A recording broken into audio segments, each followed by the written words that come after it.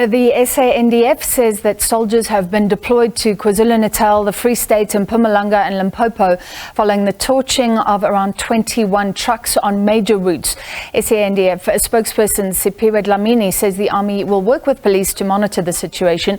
6 trucks were torched on the N3 at Reenen's Pass on Saturday night. 2 were burnt on the N2 at Empangeni on the KwaZulu-Natal North Coast. That's in KwaZulu-Natal. A number of vehicles were also attacked in Limpopo and Mpumalanga. The deployment began on Wednesday.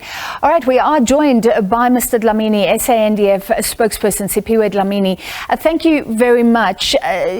Surely this was at the behest. Can you confirm that the President ordered this deployment? That is apparently how it always must work, and we need a specific task and a specific time frame for these troops.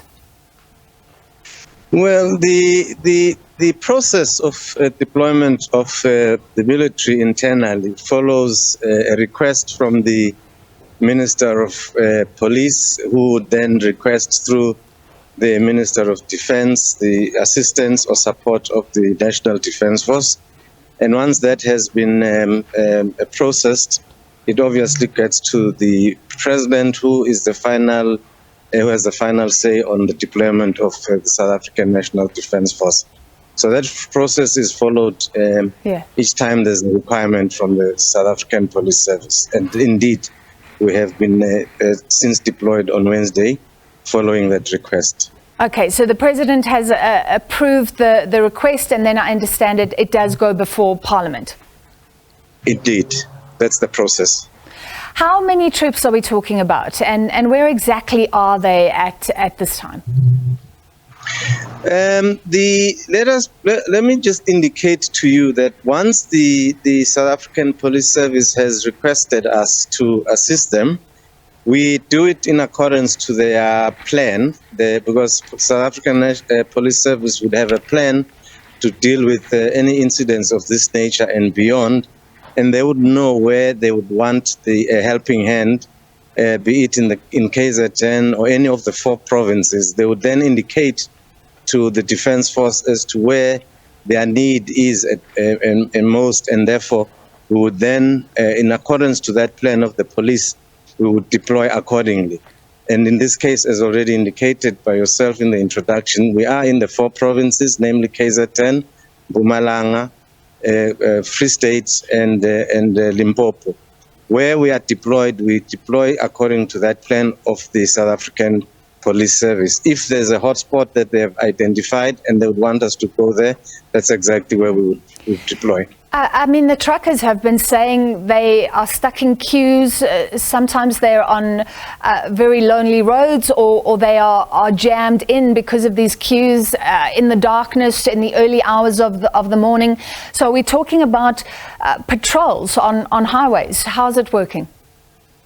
Yes, where there are roadblocks, we would be there with the police service. Where there has to be manpower that is needed, we would be in that vicinity. But it's a multidisciplinary approach where it's roadblocks, search and seizure, and many other aspects of that nature.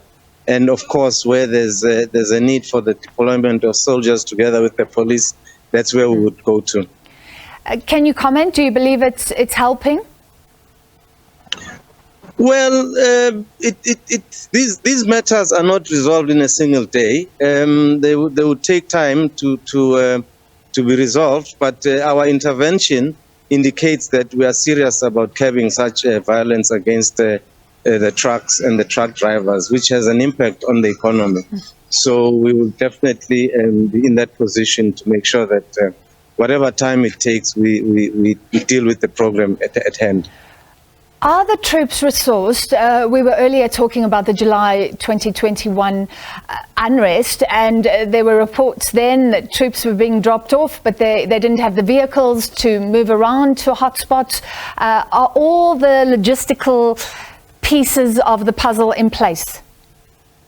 Yes, indeed, and the magnitude, I wouldn't want to comment on the July issue that you are raising, but the spots that we have been identified as per the plan of the SABS, makes life easy for us to be able to round up all those resources and focus on those specific areas where there would be flares of such incidences.